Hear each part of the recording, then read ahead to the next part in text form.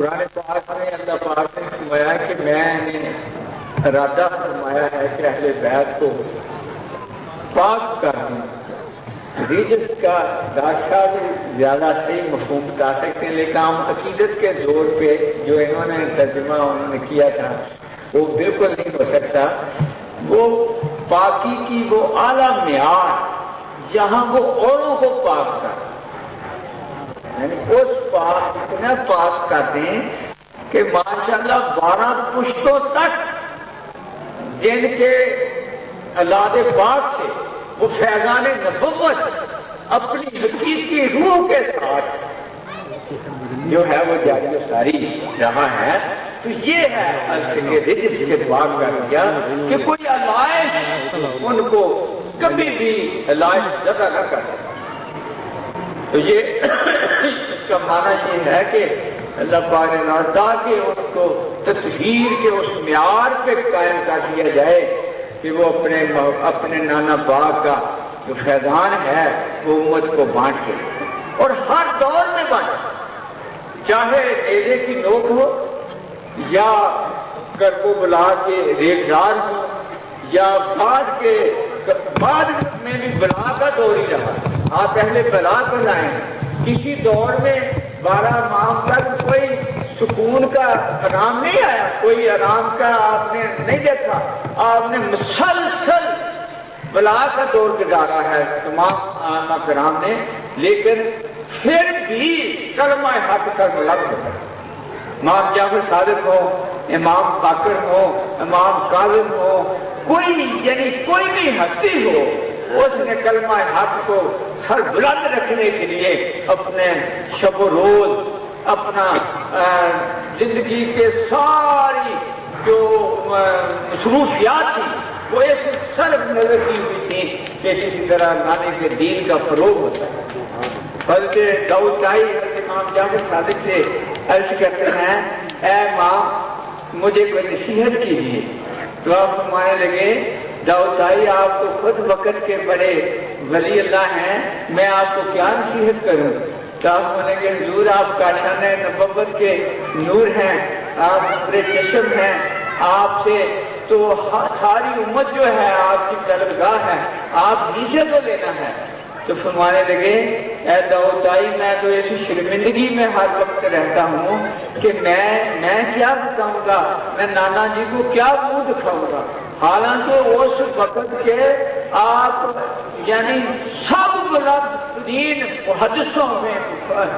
فقیہوں میں، ولایت میں، ہر چیز میں، فخر میں آپ ہی باہر نشان تھے کہ داؤد طائی جیسی ہستی بھی آپ کی بارگاہ میں سوال ہے کہ داؤد طائی وہ ہستی ہیں جن سے امام ابو حنیفہ جو ہے وہ کتابیں بیان کرتے ہیں اور وہ یعنی اتنا وقت کا امام لوگ کہتے ہیں امام وقت تو ایک ملنگ بندے کے پاس کیا لینے جاتا ہے. تو آپ مادر تمہیں نہیں پتا اللہ نے کہا کہ اگر آپ کو فتح اہل ذکر کنتم لا تعلمون کہ اگر تمہیں نہ پتا ہو تو اہل ذکر سے پوچھ لیا کرو. اس مقام کا بندہ حضرت امام جعفر صادق کی بات کرتا ہے، یہ شک نہیں ہے، بارگاہ ہی وہ ہے جہاں سے خزانہ نبوت نصیب ہوتا ہے. ہم تو شکر گزار ہیں اللہ پاک کی کہ اس نے ہمیں اس فکر میں پیدا کیا، کوئی کجی نہیں رکھی ہمارے فکر میں. تمام اکابر جو ہوئے ہیں اسلام کے ان سب کا یہی عقیدہ ہے، سب کا یہی عقیدہ ہے، خلفائے راشدہ کا یہی عقیدہ ہے کہ وہ اہل بیت کو اپنے ساری شانوں سے بلند کر سکتے. حضرت ابوبکر صدیق رضی اللہ تعالیٰ عنہ منبر پہ تشریف فرما ہے تو حضرت امام علی مقام آگے چھوٹے سے بچے ہیں کھڑے ہو جاتے ہیں، کہتے اترو میرے ابا جی کا ہے یہ تک، پتھر کے نیچے سے آ کے کھا لیتے ہیں. کہتے ہیں بالکل حسین آپ بیٹھے یہ آپ کا تخت ہے، ہم تو غلام ہیں اہل بیت. تو حضرت علی رضی اللہ عنہ مسکرانے لگے، کہنے لگے ابو بکر خدا شاہد ہے میں نے نہیں سے کہا. حضرت ابو بکر صدیق فرمانے لگے بالکل علی مجھے پتا ہے آپ نے نہیں کہا، مگر اس کا حق ہے وہ اپنا حق کہہ رہا ہے، یہ اس کا ہے، میں غلام بیٹھا ہوں، تاج و تخت اس کا ہے، میں نوکری کر رہا ہوں، اس انداز میں بیٹھا ہوں. اور عمر فاروق کے بیٹے کو وہی لفظ کہا وہ غلام زادے، تو وہ روتے ہوئے چلے جاتے ہیں کہ جو مجھے ابو جی حسین کریمین نے غلام کہہ دیا، کہ بیٹا لکھا کے لے آؤ،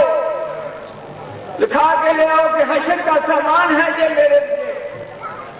وہ اگر لکھنے کی عمر غلام زادہ ہے میرا حشر آسان ہو جائے گا۔ یہ عقیدت پیچھے سے چلی آ رہی ہے، جس کو بھی یہ عقیدت نصیب ہے وہ خوش نصیب ہے، وہ صراط مستقیم پہ، جس نے اہل بیت اطہار سے جب اللہ پاک درود پاک میں آل محمد کا ذکر کرے، آل ابراہیم کا ذکر کرے، اور آقا صلی اللہ علیہ وسلم اپنی حیات طیبہ میں فرمائے لوگوں میں آپ کے درمیان دو چیزیں چھوڑ کے جاتا ہوں، ایک قرآن ہے اور ایک میری آج، ان سے چمٹے رہو، ان سے اکتساب فیض کرتے رہو تو کبھی گمراہ نہ ہو۔ پھر کیا چاہیے ہو سکتا ہے کہ آپ سے ہٹ کر کے یہ فیض یابی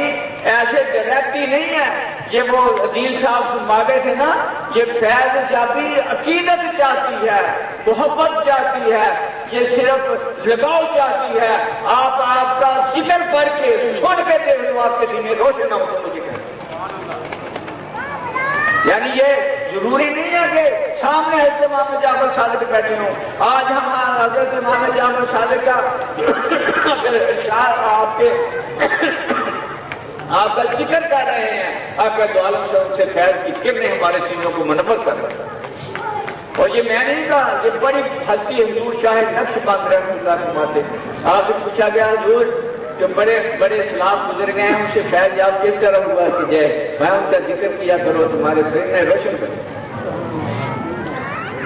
اور یہ موجود بھی ہیں، غلام موجود بھی ہوتے ہیں بیچ میں جو باقیوں کے اس راستے پہ لاتے ہیں، مگر ہماری خوش بختی ہے ہمیں یہ فکر نصیب ہے۔ ایمان سے میں کہتا ہوں کہ جب جنہیں اللہ کہہ دے یہ پاک، ان کے ساتھ کوئی دنیاوی عیب اگر کوئی لگاتا ہے تو اللہ پاک کے حکم کی توہین کرتا ہے، پھر آقا صلی اللہ علیہ وسلم کے ارشادات کی توہین ہوتی ہے۔ لہذا اہل بیت سے پیار کرنا یہ ایمان کا جزو ہے، پکا جزو ہے۔ اگر آپ سے پیار نہیں ہے تو آقا صلی اللہ علیہ وسلم سے پیار نہیں ہے، کیونکہ پیارے کی ہر چیز پیاری ہوتی ہے۔ اور جس کو اللہ پاک بھی کہتے، جب اللہ اور اللہ کا رسول کہے اور حضور فرمائے مرتبہ اہل بیت، میرے اہل بیت سے پیار کرو، پھر ایسے کیسے ہو سکتا ہے کہ دین کامل ہو اگر آپ سے پیار ہے؟ یہ میں باتیں اس لیے کہہ رہا ہوں کہ دشمن بھی کسی کے فکرے سے بھی ایسے پھسل نہ جانا، یہ دین کی بنیاد ہے، دین پناہ حسین۔ اگر حضرت معین الدین چشتی فرما دیں کہ دین اس حسین اور دین پناہ اس حسین، بنا لایا اس حسین،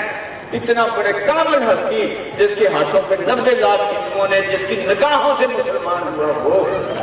اس کے سراج میں حقیقت نہیں، اس کے سینے پہ کھلے ہوئے۔ میں تو سچی بات کہتا ہوں، اس خوش بختی میں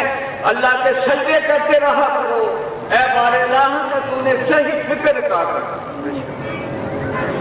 صحیح فکر عطا کر دیا۔ ہمارے فکر میں کوئی کمی نہیں، صحابہ کرام کے غلام ہیں، صحابہ کرام کی عظمت کے بھی پورے جو ہیں وہ ماننے والے ہیں، ان کے قدموں کو بوسے دینے والے ہیں، اور آقا دو عالم صلی اللہ علیہ وسلم کی پروردہ آپ سے نسبت والی کسی چیز سے ہمیں کوئی بوجھ نہیں ہے، بلکہ ہمارے کالی میں نے پڑھا خواجہ غلام فرید کوٹ میٹھے شریف والے، آپ مجھے خدا کا واسطہ صحابہ میں کبھی کوئی کجی تلاش نہ کرنا، ان کی ہر